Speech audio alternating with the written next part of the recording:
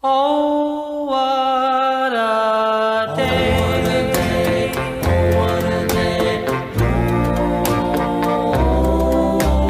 Oh, what a day. Oh, what a day when we fell in love.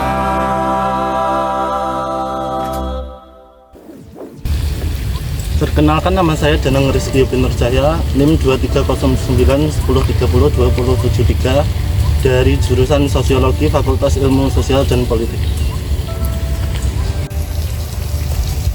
Perkenalkan, nama saya Andreas Ivan Wicaksono dengan NIM 23130 dari Prodi Ilmu Keperawatan. Saya Septiana Dwi Nurrahma dengan NIM 2323101038 dari Prodi S1 Ilmu Keperawatan. Hai, nama Tivita Fatin Fadila dengan NIM 2309031048 dari Prodi Perwasiatan. Perkenalkan, nama saya Sylvia Sudasa Sabila, NIM 2309101077 dari Prodi Hubungan Internasional, Fakultas Ilmu Sosial dan Ilmu Politik. Halo teman-teman, kami dari kelompok A akan mempresentasikan tentang bab 1, yaitu pentingnya pendidikan Pancasila. Beberapa topik yang akan kami bahas: konsep pendidikan Pancasila, urgensi pendidikan Pancasila, sumber historis, sumber sosiologis, sumber yuridis, sumber politik pendidikan Pancasila, dinamika pendidikan Pancasila, deskripsi esensi, deskripsi urgensi pendidikan Pancasila, pengertian Pancasila, pentingnya Pancasila. Konsep dan urgensi pendidikan Pancasila.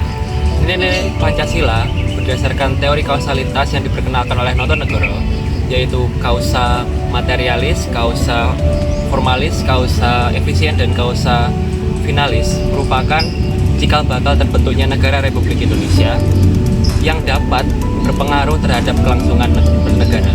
Dapat berbagai permasalahan di Indonesia, seperti masalah kesadaran berpasangan, masalah korupsi, masalah lingkungan, masalah disintegrasi bangsa, masalah dekadensi moral atau konsep moral, masalah narkoba, masalah penegakan hukum yang berkeadilan, dan masalah terorisme. Masalah-masalah tersebut dapat mengancam kelangsungan dalam bernegara, sehingga mata kuliah pendidikan Pancasila adalah wajib bagi semua mahasiswa, baik pada tingkat diploma maupun sarjana.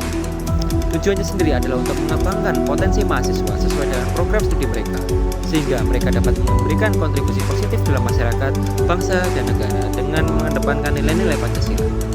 Pendekatan pembelajaran ini menggunakan student-centered learning untuk mengembangkan pengetahuan, kepribadian, dan keterampilan mahasiswa sesuai dengan program studi mereka dengan Pancasila sebagai kaidah penuntun agar menjadi warga negara yang baik.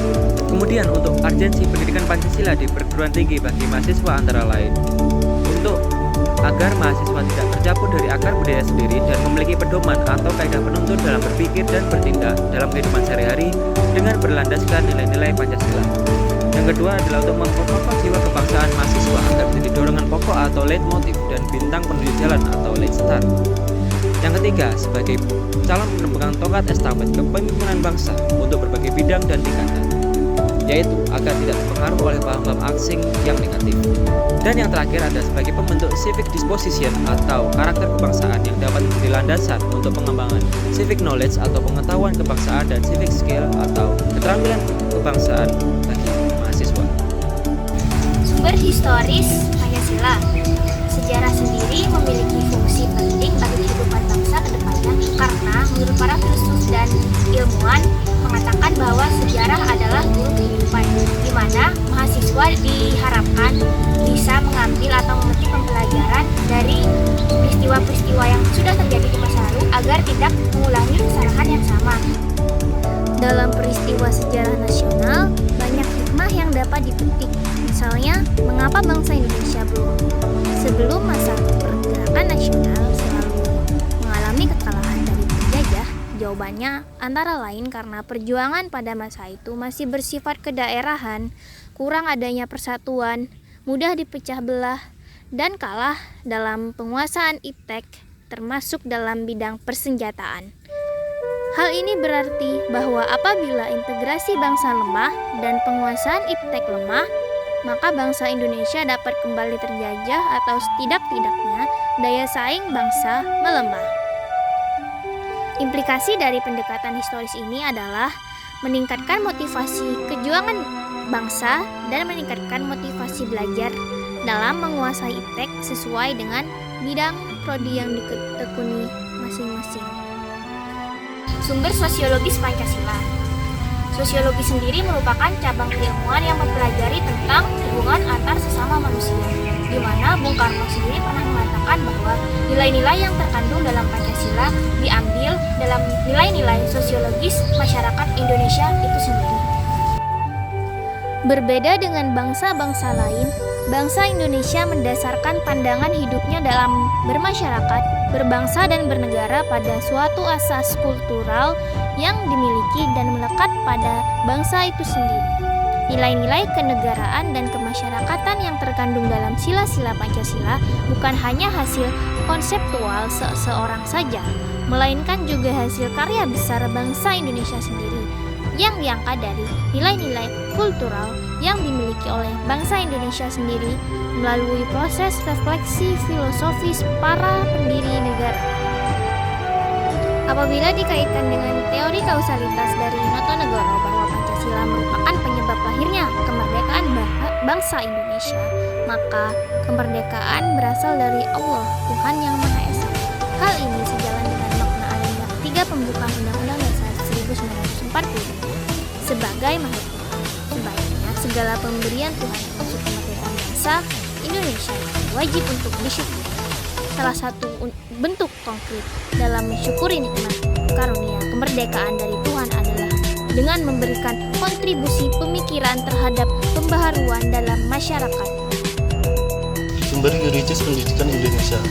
Tujuannya untuk menegakkan undang-undang di Indonesia dan menstabilkan undang-undang dan hukum yang ada di Indonesia Kesadaran hukum tidak semata-mata mencakup hukum perdata dan pidana, tetapi juga hukum tata negara. Ketiganya membutuhkan sosialisasi yang seimbang di seluruh kalangan masyarakat, sehingga setiap warga negara mengetahui hak dan kewajibannya. Selama ini sebagian masyarakat masih lebih banyak menuntut haknya, namun melalaikan kewajibannya. Keseimbangan antara hak dan kewajiban akan melahirkan kehidupan yang harmonis sebagai bentuk tujuan negara mencapai masyarakat adil dan makmur. Sumber politik pendidikan Indonesia yang bertujuan untuk mewujudkan kehidupan politik yang ideal dan bersahabat bagi seluruh masyarakat Indonesia. Secara spesifik, fokus kajian melalui pendekatan politik tersebut yaitu menemukan nilai-nilai ideal yang menjadi kaidah penuntun atau pedoman dalam mengkaji konsep-konsep pokok dalam politik yang meliputi negara atau state, kekuasaan atau power, pengambilan keputusan atau decision making, kebijakan atau policy, dan pembagian atau distribution sumber daya negara baik di pusat maupun di daerah. Melalui kajian tersebut, Anda diharapkan lebih termotivasi berpartisipasi memberikan masukan konstruktif baik kepada infrastruktur politik maupun suprastruktur politik. Dinamika pendidikan Pancasila. Berdasarkan Undang-Undang Republik Indonesia Nomor 2 Tahun 1989 tentang Sistem Pendidikan Nasional, yang di sana bertuliskan bahwa sistem pendidikan dan juga kurikulum pada mata kuliah di perguruan tinggi harus memuat tentang pendidikan Pancasila. Dinamika pendidikan Pancasila.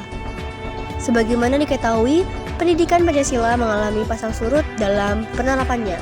Apabila ditelusuri secara historis, upaya pembudayaan atau pewarisan nilai-nilai Pancasila tersebut telah secara konsisten dilakukan sejak awal kemerdekaan sampai dengan sekarang.